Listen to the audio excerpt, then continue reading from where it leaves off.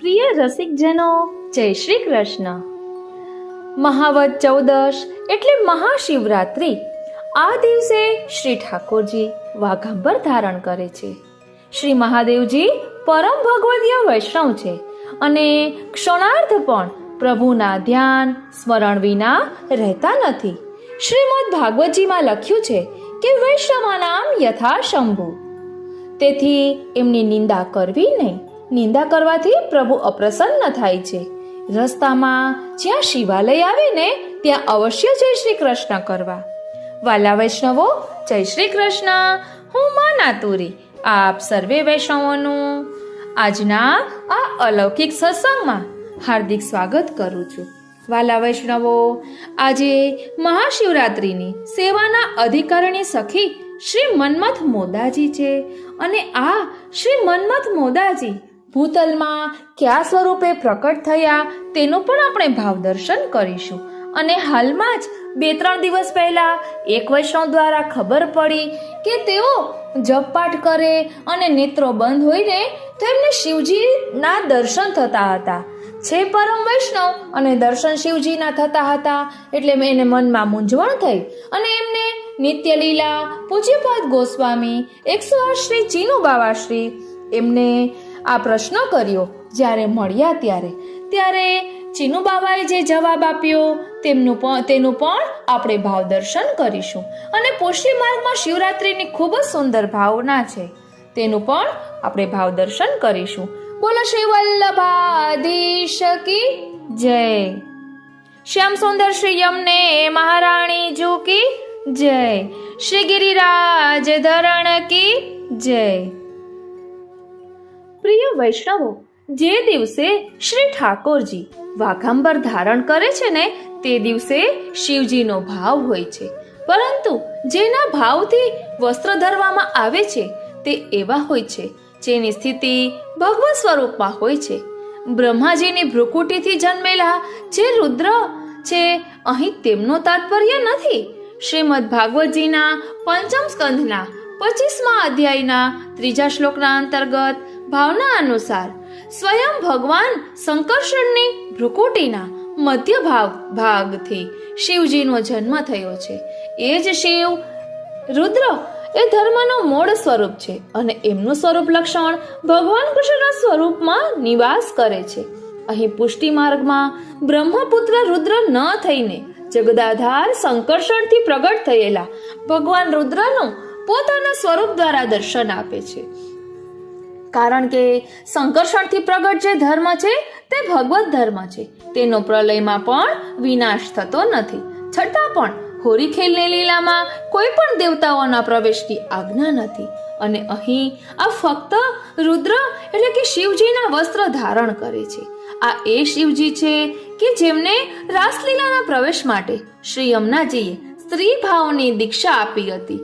ધ્યાન આપજો, આ એ જ શિવજી છે જેમને રાસલીલાના પ્રવેશ માટે શ્રી યમુનાજીએ સ્ત્રી ભાવની દીક્ષા આપી હતી. અન્યથા પુરુષ ભાવનો પ્રભુ કેવી રીતે અંગીકાર કરે?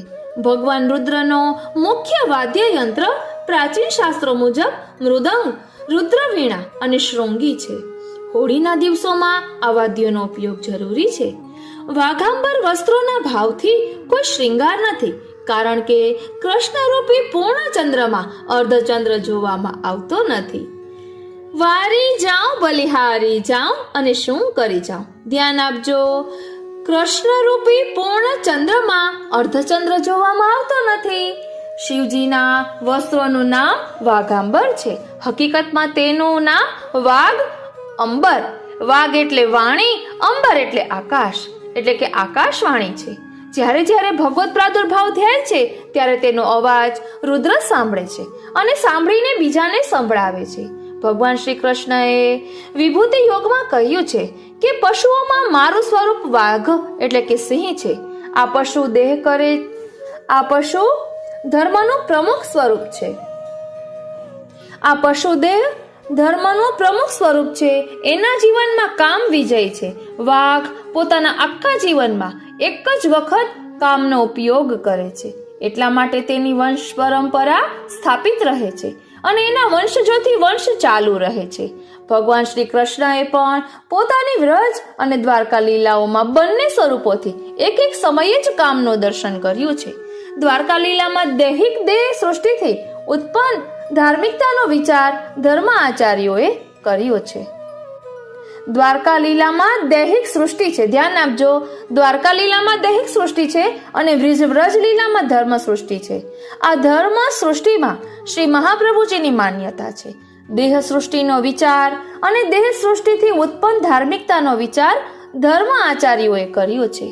આચાર્ય ભગવત ધર્મના વંશજ છે, એટલા માટે આ સંસારથી સ્વતંત્ર સ્વરૂપ છે.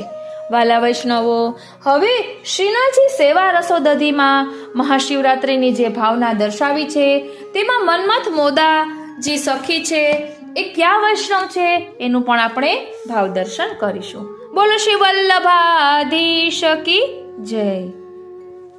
વાલા વૈષ્ણવો, મહાશિવરાત્રિની ખૂબ જ સુંદર લીલા છે. रसिक रसिया का राधा रानी साथ होली खेल शिवरात्रि के अनुसंधान है। श्री ठाकुर जी की ये लीला बड़ी ही मनमोहक है। नंदलाल ने सुबह ही 13 कदम पर अपने सभी मित्रों को बुलाया और बरसाना जाने का विचार बनाया। इतने में बलराम जी बोले कि लाला फागुन चल रही है, तो ऐसे ही जाएगो तो गोपी तो ये पकड़ के बांध देगी और खूब गुलचा मारेगी। એટલે બલદેવજી કહે છે કે તું આમનામ જાઈશ તો તને ઓળખી જશે અને તને ગુલાલ ઉડાડશે। એટલે ઠાકોરજીએ મનમાં વિચાર્યું। શું વિચાર્યું? ठाकुरजी ने मन में विचार बनाया और सभी मित्रों को बताया। विचार बड़ा ही सुंदर है। मित्रों का जयकारा लग गया और हर हर कहते ही ठाकुर जी वहां से बरसाने की ओर चल दिए। बड़ा ही मनमोहक दृश्य है। शंकर भगवान उनके रूप को देखकर मन ही मन में भावुक हो रहे हैं। उन्हें ऐसा भावुक देख माता पार्वती पूछ रही है, प्रभु आपकी नेत्रों में जल कैसे? तो शंकर भगवान ने बड़ा ही सुंदर जवाब दिया कि आज मेरा रूप मेरे जगतपति ने लिया है तो मुझे आनंद हो रहा है।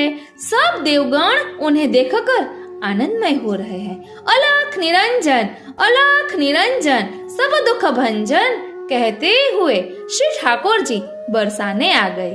वाघांबर ओढ़े, भस्म लपेटे, त्रिपुंड लगाए। नगर में कौतूहल हो रहा है।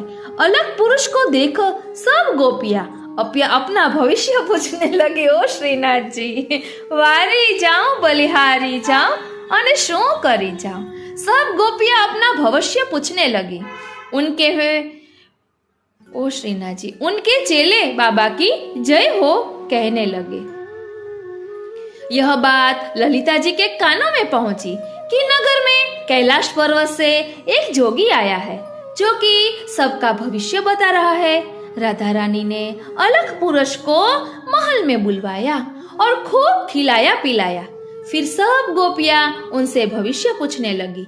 राधा रानी अपना भविष्य पूछने लगी तो ठाकुर जी हंसकर बोले, तेरा पति तो काला है ओ श्रीनाथ जी, और गौपालन करता है और तुमसे मिलने के लिए नए नए भेष बनाता है। इतने में राधा रानी की निगाह उनकी कमर पे पड़ी तो वे मन ही मन हंसी। कमर में उनकी बंशी है। राधा रानी ने ललिता जी के कान में कहा कि अलग पुरुष को चेलो सहित घेर लो। ललिता जी ने सब गोपियों को बुलाया और गुलाल, अत्तर, अरगजा, केसर मंगवा लिया। राधा रानी ने ठाकुर जी की बंशी को निकाल लिया। ठाकुर जी अपने असली भेष में आए देख सखा भागने लगे। आगे भागे तो देखा कि बलराम जी को गोपियों ने पकड़ रखा है और उनके गुलाल मार रही है। यह देख ठाकुर जी भी भागने लगे तो उनको विशाखा जी ने पीछे से पकड़ लिया और फिर खूब जमकर गुलाल मारा। शिव जी, नारायण भगवान और सब देवगण यह देखकर कह रहे हैं, धन धन व्रज की गोपियां। ओ श्रीनाथ जी। प्रिय वैष्णवों, शिवरात्रि के श्रृंगार की सेवा अधिकारिणी मन्मथ मोदा जी तथा लाल पाग पटका के श्रृंगार सेवा की अधिकारिणी रत्न प्रभा जी हैं। અહીં વર્ણન કર્યું છે કે શિવરાત્રી અથવા ચૌદસકો હોય તો આજ સફેદ ઘેરદાર વાગા પર લાલ પાગ, લાલ પટકાકો કટીકો ઘટે યદિ કતરાયા ચંદ્રિકા શ્રી મસ્તક પર ધરે તો વાકે ભાવ કી ધમાર હોય, શિવરાત્રી હોય તો મુકુટ ધરે, કાચની ચોલી ચોવાકી ઠાડે પર શ્વેત તામે વાઘાંબર બન્યો ભયો, मुकुट मीना को वनमाला को श्रृंगार होय, शिवरात्रि के श्रृंगार की सेवा अधिकारिणी मनमथ मोदाजी तथा लाल पाग पटका के श्रृंगार सेवा की अधिकारिणी रत्न प्रभा जी हैं। वाला वैष्णवो, મહાશિવરાત્રિના દિવસે જેમના ભાવથી શ્રૃંગાર ધરવામાં આવે છે એવા શ્રી મન્મથ મોદાજી ભૂતલ પર 84 વૈષ્ણવમાંના ઓ શ્રીનાથજી પ્રભુદાસ જલોટા સ્વરૂપે પ્રકટ્યા છે અને તેમજ શ્રી રત્નપ્રભાજી ભૂતલ પર 84 વૈષ્ણવમાંના માધવદાસ વેણીદાસ માધવદાસ વૈષ્ણવના નામે પ્રકટ થયા છે। માટે આપણે મહાશિવરાત્રિનો સત્સંગ એક નવા જ રૂપમાં કરીશું અને આધાર આ બંને વૈષ્ણવોની વાર્તાઓનો લઈને મહાશિવરાત્રિનો સત્સંગ કરીશું કે વૈષ્ણવનું સ્વરૂપ કેવું હોય છે। સાવ ટૂંકમાં કહું તો પ્રભુદાસ જલોટાની વાર્તામાં આવે છે કે દહીંના બદલામાં મુક્તિ આપી, કારણ કે જેની પાસે દહીં લીધું હતું એને મુક્તિ માંગી હતી। ત્યારે શ્રી મહાપ્રભુજીએ કહ્યું કે ભક્તિ કેમ ન આપી? એટલે કહે છે કે મુક્તિ માંગી એટલે મુક્તિ આપી, ભક્તિ માંગી હોત તો ભક્તિ આપત। અહીં એમનું નામ છે મન્મથ મોદાજી લીલામાં, અને દાણ એકાદશીનો એ પ્રસંગ છે। અને બીજા વૈષ્ણવ છે વેણીદાસ માધવદાસ।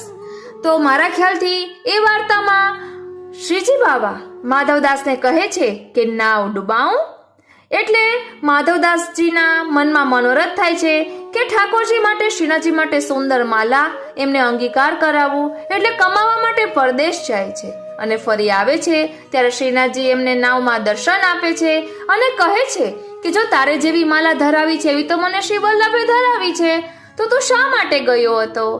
એટલે એ બધો રસરૂપ પ્રસંગો આપણે આવતીકાલે સત્સંગમાં લઈશું।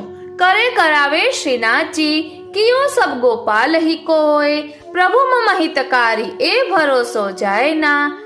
આ બધું જ હૃદયમાં ધારણ કરવાનું છે। બોલો શ્રી વલ્લભાધીશ કી જય।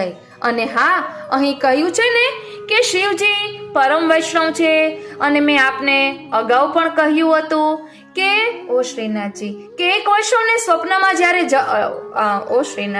એક વૈષ્ણવ જ્યારે માલાજી કરે આંખો બંધ કરી તેમને શિવજીના દર્શન થતા હતા, અને એમને એક વૈષ્ણવ ઓ શ્રીનાથજી એમને ચીનુ બાવાને પૂછ્યું કે આનું કારણ શું છે, હવે હું શું કરું? ત્યારે ચીનુ બાવાએ કહ્યું કે પરમ વૈષ્ણવ છે તો તમે ઠાકોરજીના ચરણારવિંદમાં વિનંતી ધરો કે શિવજીને આપે જેવી ભક્તિ આપી છે એવી ભક્તિ મને પણ પ્રદાન કરો, કારણ કે અહીં કહ્યું ને કે અડધી ક્ષણ પણ શિવજી એ શ્રી કૃષ્ણ ભગવાનનું સ્મરણ ચૂકતા નથી, એટલા બધા એમનું સ્મરણ શિવજી કરે છે। માટે આ રીતે મનની મૂંઝવણ ચીનુબાબાએ દૂર કરી। બોલો શ્રી વલ્લભાધીશ કી જય। એટલે આપણે મહાશિવરાત્રિનો અનેરો સત્સંગ વિસ્તારથી આવતીકાલે માણીશું, એટલે આવતા સત્સંગમાં માણીશું। આજનો આ સત્સંગ શ્રીનાથજી, શ્રી અમનાજી, શ્રી મહાપ્રભુજીના ચરણારવિંદમાં સમર્પિત કરું છું। જય શ્રી કૃષ્ણ।